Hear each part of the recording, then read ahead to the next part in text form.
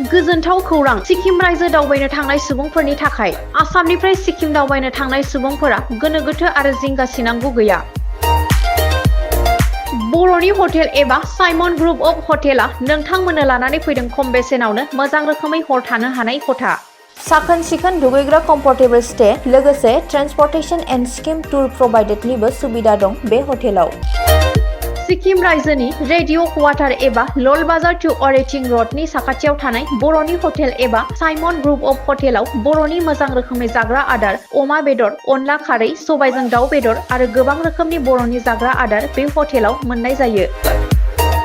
नोंथांमोना आसामनिफ्राय सिक्किम रायजोआव दावबायनो थांनोब्ला बर'नि हटेल एबा साइमन ग्रुप अफ हटेलाव थानो सानदोंब्ला नैबे जानबुं नं 7501510292 7501292996 नम्बराव सुरात लानानै बे हटेलाव मोजां रोखोमै हर थाहैनो हागोन।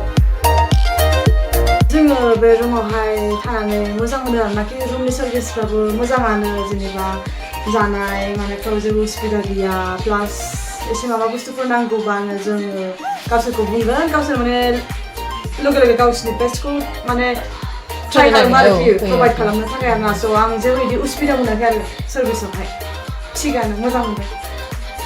आंनाबो very nice, very comfortable and very cozy.